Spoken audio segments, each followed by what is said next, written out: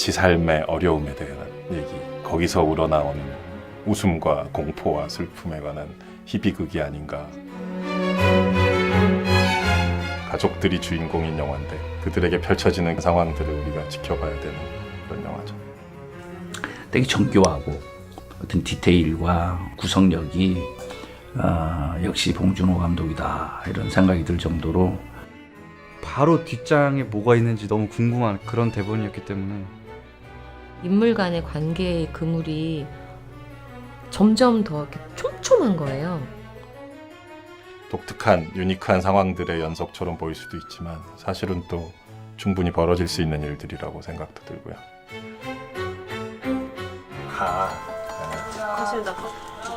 시나리오였을 때 이미 인물들의 동선이 구상돼 있었고 구상된 동선에 맞게 주문을 한 케이스예요.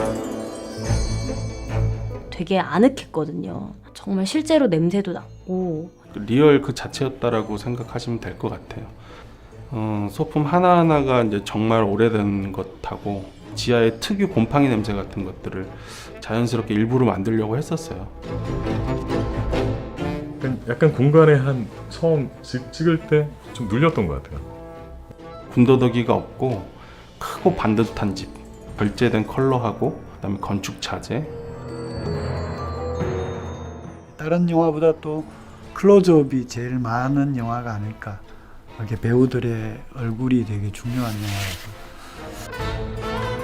렌즈를 선택하거나 조명을 할 때도 그런 부분을 아주 세심하게 신경을 많이 쓴 것으로 알고 있어요. 해가 안 들고 이제 그 밤에 특히 이제 형광등의 그 그린색이라든가 좀 칙칙한 쪽이고 부잣집은 되게 고급스러운 라이팅에 옐로우 빛이 도는. 제가 맡은 이 기택 상당히 이 연체동물처럼 자기만의 독특한 방식으로 그런 상황들을 해석하고 받아들이는 것 같아요. 친근한 우리 이웃 또는 아버지, 삼촌 같은 모습이긴 한데 상상과 비껴 나가신 연기를 하시니까 그리고 매번 테이크마다 다 다르게 하세요.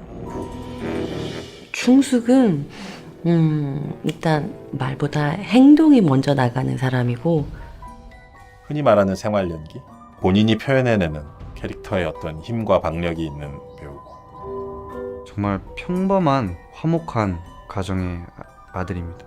장남입니다. 최우식 배우가 우리 시대 젊은이들의 어떤 모습을 품고 있다고 생각해요. 유연하고 부드러워 보이지만 기묘한 측은지심을 자아내고는 저는 이번에 기정이란 역할을 맡아서 연기를 했었고 저도 놀랐어요. 너무 와 우리 정말 닮았구나 이런 진짜 도플갱어 보는 느낌이었어요.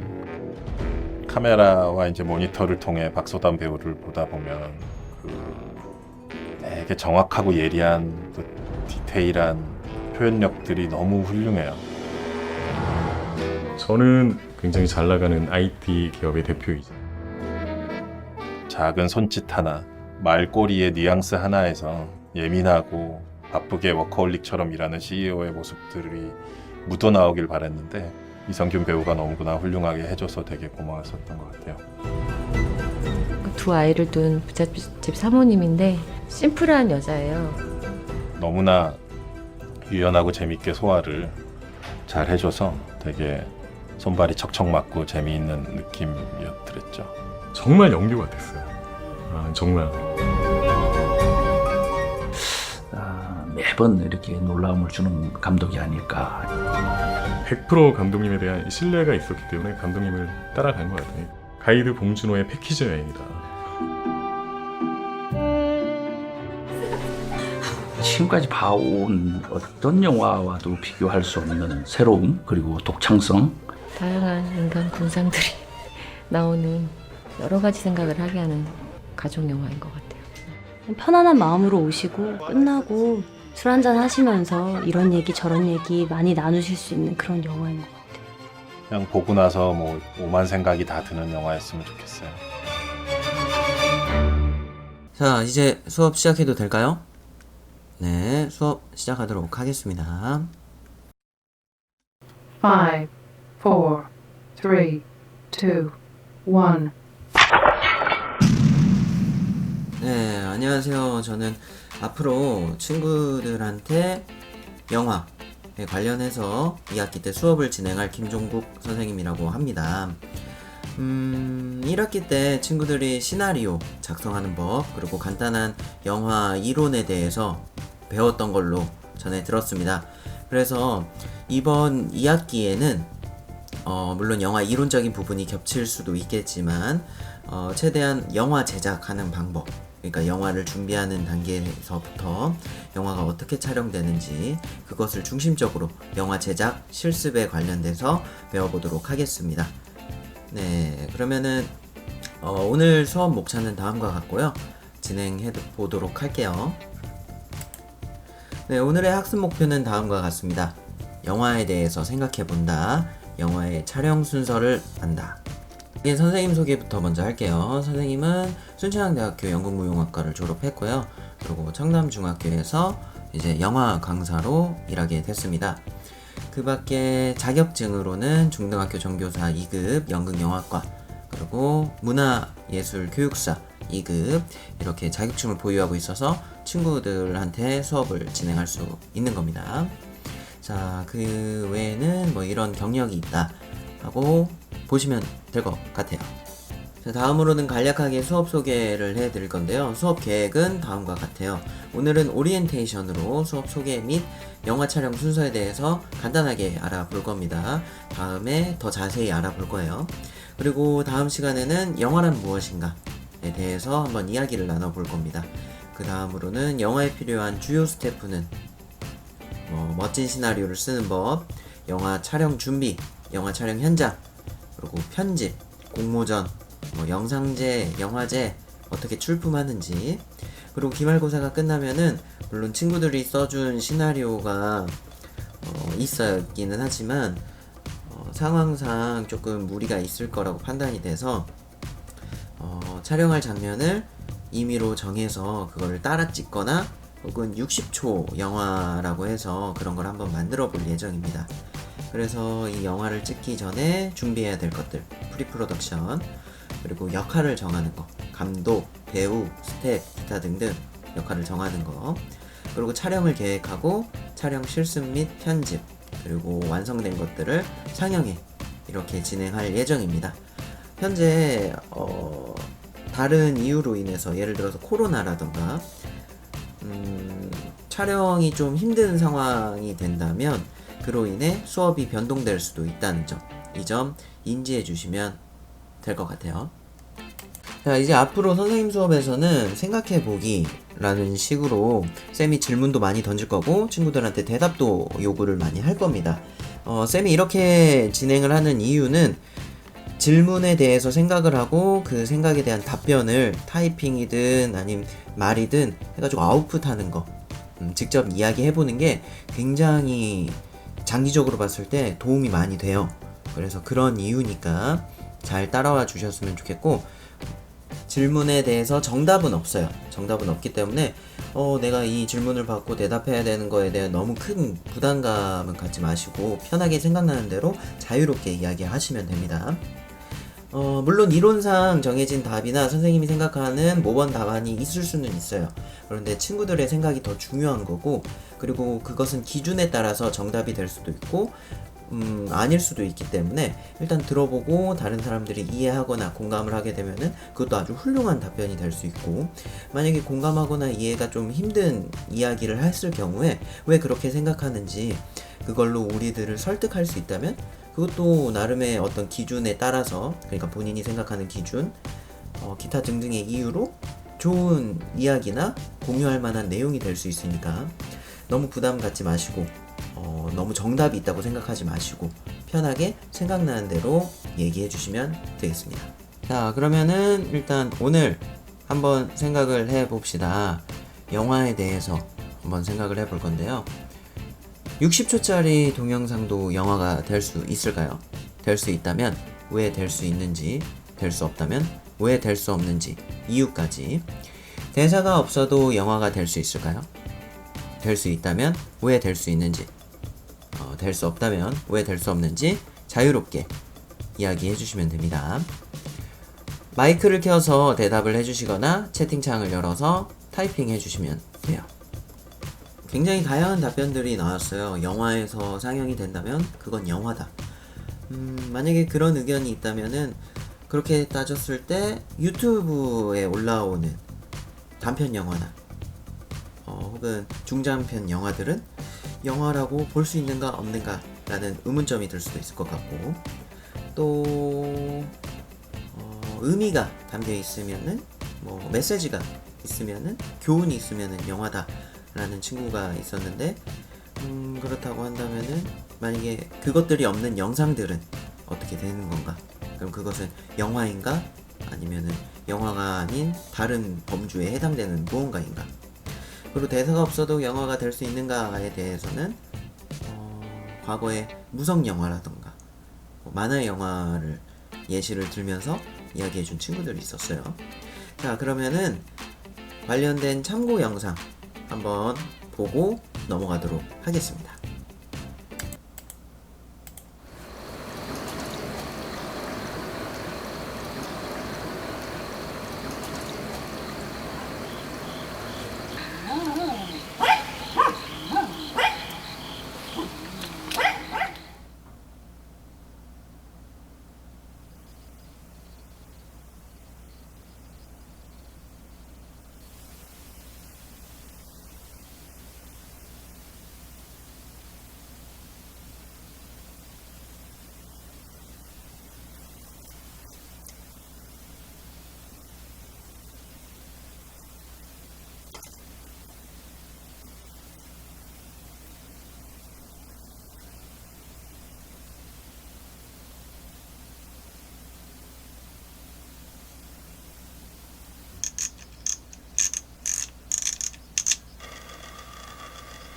김치.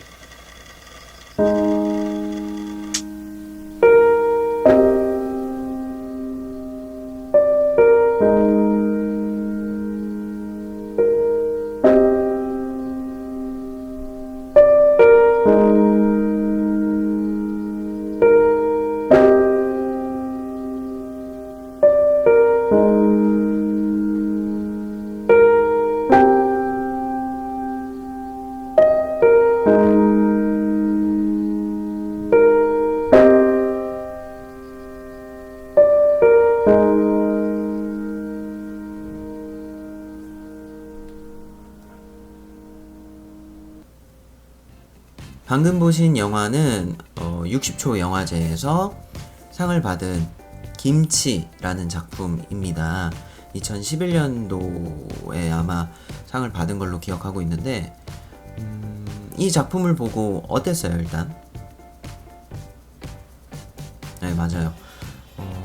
이 작품에서 그 노인 배우분, 노인 역할을 해주신 배우분의 어떤 외로움이나 고독함, 쓸쓸함도 느낄 수 있었고, 또 샘은 전문적으로 배웠기 때문에 아무래도 친구들이 보는 것보다는 상대적으로 더 많은 것들이 보이게 돼요. 미장센이라고 해서 전체적인 촬영 안에 있는 미술적인 부분, 그러니까 그런 것들이 더 여기 나오는 배우분을 외롭고 고독하게 만들었던 것 같고, 참 효율적으로 화면을 이용해서 그리고 다양한 구도를 이용해서 말없이 이 사람의 처지를 잘 표현했구나, 그리고 메시지도 잘 전달을 했구나, 나름의 반전까지. 그러니까 독거노인으로 보이시는 분이 이제 자신의 영정사진을 직접 준비하는, 거기에서 오는 어떤 짧은 울림이라고 할까요? 그래서 샘은 이게 비록 60초 정도 되고 대사도 김치라는 것밖에 없지만 나름 굉장히 훌륭한 영화라고 생각이 듭니다. 선생님 기준에서는요. 그래서 선생님이 생각하는 좋은 영화의 기준은 다음과 같아요. 전하고자 하는 메시지를 어떻게 확실하게, 어떻게 쉽게, 어떻게 흥미롭게, 어떻게 다양하게, 어떻게 개성있게 표현하는가가 좋은 영화와 아닌 영화를 판가름하는 선생님만의 기준이 됩니다. 다 각자 좋은 영화를 평가하는 기준이 있을 겁니다. 그 기준에 대해서 쌤이 또 궁금하거든요. 한번 이야기 해보실래요? 정답은 없어요. 자신이 생각하는 이러면은 좋은 영화다 라는 것들. 네. 인상적인 것들 중에 하나가 일단 영화를 보고 이해가 돼야 된다, 쉬워야 된다, 그게 좋은 영화다 라는 친구도 있었고, 또 어떤 친구들은 영화를 보고 나서 여운이 남아야 된다 라는 친구도 있었고, 또 어떤 친구는 해석할 게 많아야 된다, 다양한 해석을 할 수 있어야 된다, 이런 친구도 있었고, 또 다른 사람한테 추천할 수 있다면은 이건 좋은 영화다. 그죠? 다 맞는 말이에요. 다 각자의 기준 안에서 다른 사람들이 들어도 맞아, 그런 영화는 좋은 영화라고 얘기할 수 있어 라는 그런 범주 안에 충분히 들어갈 수 있다고 생각이 들어요. 자, 이렇게 영화에 대해서 좀 생각을 해보고 좋은 영화가 뭔지에 대해서 한번 이야기를 나눠봤어요.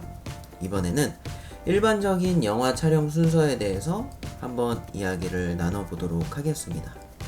지금 선생님이 설명해 줄 순서는 감독님이나 혹은 상황에 따라서 조금의 변동은 있을 수 있어요. 그러나 일반적으로는 이렇게 촬영이 진행이 된다 라는 걸 친구들한테 알려주고 싶어서 겉핥기식으로도 앞으로 여기에 대한 상세한 부분은 수업을 통해서 더 추가 설명을 할 겁니다. 그래서 이런 식으로 촬영이 진행된다 라는 걸 알려주기 위해서 준비한 건데요. 선생님도 사실 영화 촬영이 이렇게 이루어지는구나 라는 거를 대학교 때 전공하면서 처음 알았어요.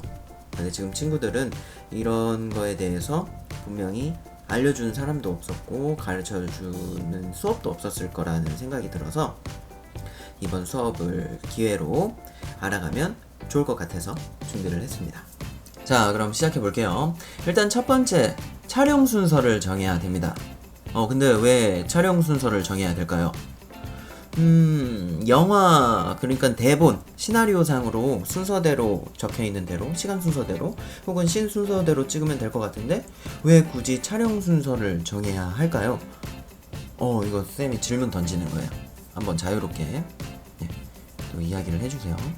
한번 생각을 해보고 그러네, 이게 시간 순서대로 찍으면 오히려 더 자연스러울 것 같고 감정선도 잘 이어질 것 같은데 왜 굳이 영화 촬영 순서를 정하는 거지?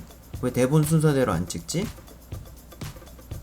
네, 다양한 이유가 있을 것 같은데 결과적으로 쌤이 생각하는 거는 현실적인 문제입니다. 현실적인 문제. 네. 시간, 비용, 그리고 장소, 섭외, 기타 등등의 문제로 촬영 순서를 정할 수밖에 없어요. 그러니까 대본상으로 다음 날이지만 같은 장소에서 찍어야 된다면은 이 장소에서 다 찍고 넘어가는 게 비용 절감 부분이나 시간을 절약하는 데 있어서 더 용이하다는 거죠. 그리고 또 시간대 혹은 계절, 환경에 따라서 찍을 수 있는 것이 한정적이기 때문에 그래서 그거에 맞게 씬을 조절하고 촬영 순서를 정하게 됩니다. 그래서 드라마나 영화를 촬영할 때 시간 순서 혹은 씬 순서대로 찍지 않는다. 영화 준비가 끝나면은 상황에 맞게 영화 촬영 순서를 정해야 된다 라는 겁니다. 다음으로는 영화를 이제 촬영하는 데 있어서 이 내용을 다른 사람들한테 잘 안내를 해줘야 돼요. 그래서 영화의 촬영 내용은 감독만 알고 있으면 안 돼요. 어떤 장면을 어떻게 찍을지 배우, 스텝, 감독, 여기에 참여한 전 인원들이 다 알고 있어야 됩니다. 이렇게 알려주는 이유는 촬영 순서를 정하면서 장면이 뒤죽박죽이 되었기 때문에 이 장면에서 어떤 식으로 어떤 장면, 그러니까 어떤 샷으로 어떤 카메라 앵글로 어떤 카메라 구도로 기타 등등을 잘 안내를 해줘야 돼요. 그래야 서로가 의사소통을 하는 데 있어서 불편함 없이 잘 진행될 수 있습니다. 다음으로 촬영 안내가 끝나면은 이제는 위치를 잡아야 되는데요. 촬영 장면의 배우, 카메라, 조명, 음향, 소품 등 위치를 이제 감독이 협의해서 잡게 됩니다.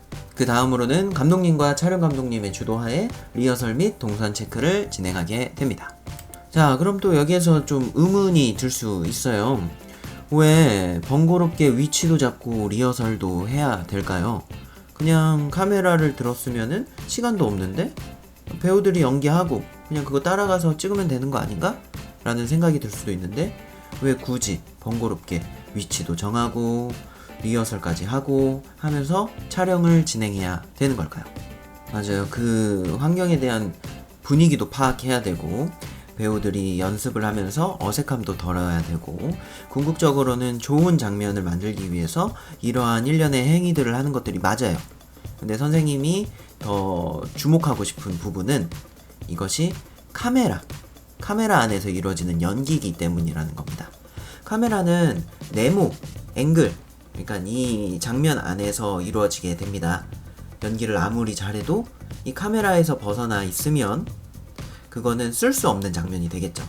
그렇기 때문에 감독과 촬영 감독 그 외에 여러 스태프 그리고 배우들도 포함해서 이 장면, 이 카메라 안에서 최대한의 어떤 전달하고자 하는 메시지를 효과적으로 잘 전달하기 위해서 고민을 하고 좋은 장면을 만들기 위해 이렇게 위치도 잡고 리허설을 할 수밖에 없는 겁니다.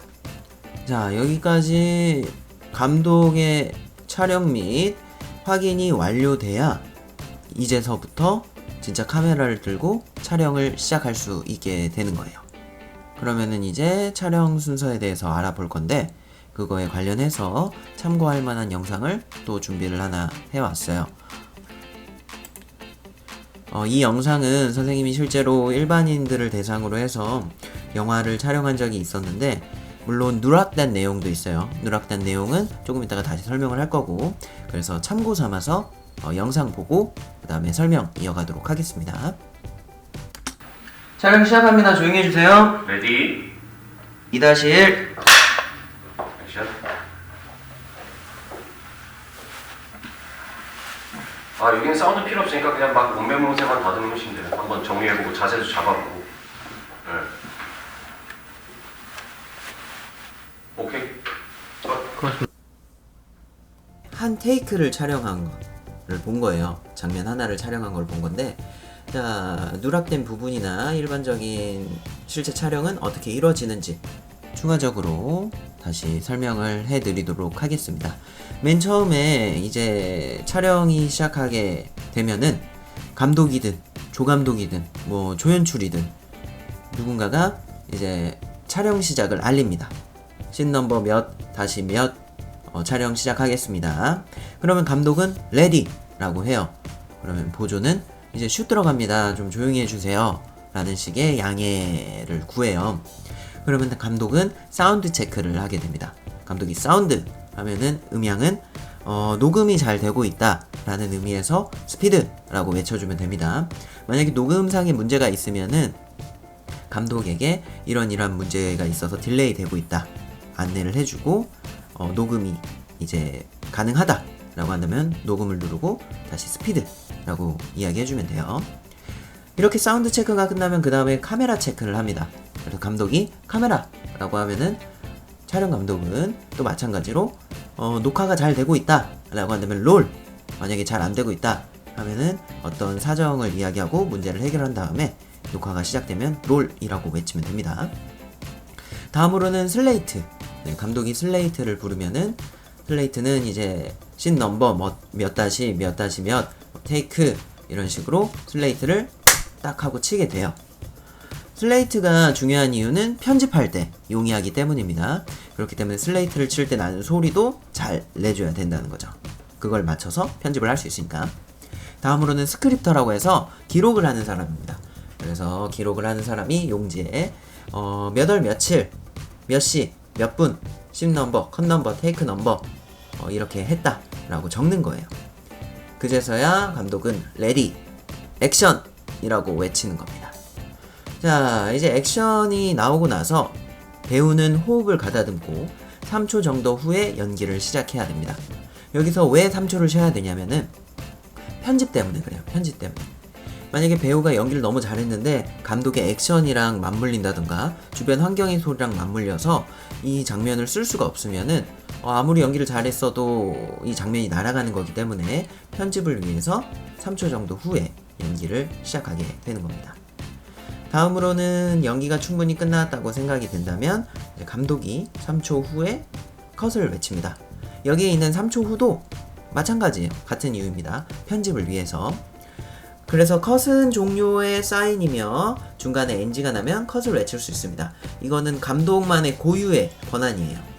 그래서 감독이 컷하기 전까지는 안전상의 문제가 아닌 이상 임의로 연기를 끊어서는 안 됩니다.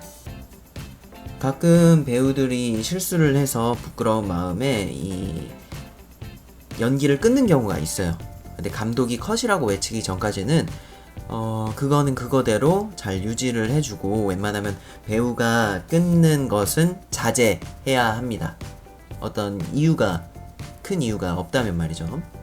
왜냐하면 그 배우 스스로가 연기를 끊는 것이 정말 나쁜 습관이기도 하고, 그리고 이들이 혼자 하는 게 아니잖아요.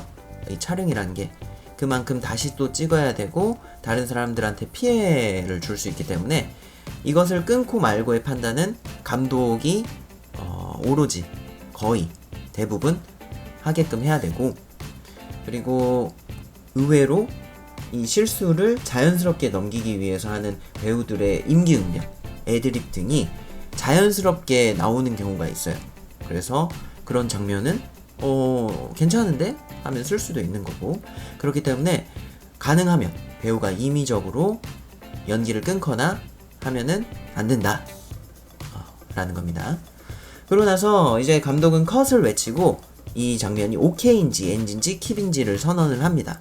그럼 스크립터는 이 상황을 기록을 하고 가능하다면 이유까지 상세히 적습니다. 자, 이제 그 다음에는 앵글이나 연기 등을 수정해서 다시 찍을지 말지를 결정을 하고, 다음 장면을 찍을지 말지를 또 수정하고 결정을 하게 됩니다. 만약에 초반부에 오케이 컷이 나왔다고 하더라도 한 두세 테이크, 그러니까 두세 장면 정도 반복해서 또 찍을 필요가 있어요. 왜냐면은 이 촬영 현장에서는 너무 좋게 나왔는데 막상 편집을 하려고 했었을 때 잘 안 붙네 하는 경우가 생길 수도 있거든요. 그럴 때를 대비하기 위해서 예비용으로 보험 삼아 한 두세 번 정도는 더 찍는 것이 좋습니다. 자, 이제 마지막으로 정말 중요한 건데요. 절대적인 유의사항이 있습니다. 촬영 현장에서 가장 중요한 것은 안전입니다. 그 다음으로 중요한 것은 안전이죠. 그 다음으로도 중요한 것도 안전입니다. 왜? 목숨은 하나이기 때문에. 그렇기 때문에 절대로 절대 안전에 유의하여 촬영을 진행을 해야 됩니다. 그리고 실제 장비들은 엄청 비싸고 또 엄청 무거워요. 그렇기 때문에 더 조심을 해야 되고, 이거를 빌려서 하게 될지 아니면은 상황에 맞게 다른 방법으로 하게 될지는 모르겠지만, 만약에 실제로 빌리게 된다면은 파손, 도난, 분실에 대해서 항상 조심을 해야 되고, 절대 다른 사람한테 빌려주지 마세요. 그리고 자기가 책임진 장비는 자기가 만지고 다른 거는 만지지 마세요. 간혹 도와주려고 하는 사람이 있는데 이게 무거워서 좀만 들어달라 이런 요구가 아닌 이상 자기가 맡은 장비는 다른 사람한테 맡기거나 부탁하지 마세요. 왜냐면은 이게 어떤 이유가 돼서든 문제가 생겼다, 파손이 됐다 라고 한다면은 책임질 사람이 필요한데, 그렇게 되면은 누가 책임지고 남 탓하기도 뭐하고 애매하고 이상한 상황이 펼쳐집니다. 또 이게 미숙해가지고 잘못 들었다 라고 해서 문제가 된다면은 그럼 이걸 또 누구 잘못으로 돌릴 것인가, 누구의 책임인가에 대한 문제가 생기기 때문에 장비에 대해서 제일 잘 아는 사람이, 이 장비를 맡기로 약속한 사람이 맡는 것이 좋다. 그래서 이럴 때만큼은 협동심을 발휘하면 안 된다 라는 거. 그래서 오늘 수업을 정리하자면 다음과 같습니다. 선생님이 생각하는 좋은 영화란 메시지를 의미 있게 잘 전달한 영화가 선생님 기준에서는 좋은 영화라고 생각이 듭니다. 그리고 영화 촬영 순서를 요약하자면 다음과 같아요. 영화 촬영 순서를 정하고 촬영 내용을 사람들한테 안내하고 위치도 잡고 리허설 및 동선 체크를 하고 본격적인 촬영을 시작하게 되는 겁니다. 그리고 촬영 현장에서 가장 중요한 거, 그것은 안전이라는 거. 오늘은 여기까지. 네, 이렇게 영화에 대해서 한번 생각해보고 또 영화 촬영 하는 순서에 대해서 간단하게 알아봤는데요. 오늘 수업이 좀 어려웠다, 이해가 안 된다 라고 한다면 좀 댓글로 피드백을 부탁드립니다. 이해하기 쉬웠다, 괜찮았다 라는 식의 댓글도 환영하고요. 그 외에 궁금한 거, 기타 등등 수업에 관련된 질문이 있으면은 댓글에 달아주시면은 선생님이 친절하게 답변해드리도록 하겠습니다. 그럼 오늘 수업은 여기까지고요. 만약에 이 영상이 도움이 됐다면 좋아요와 구독 부탁드리고 다음 시간에 뵙도록 하겠습니다. 그럼 안녕!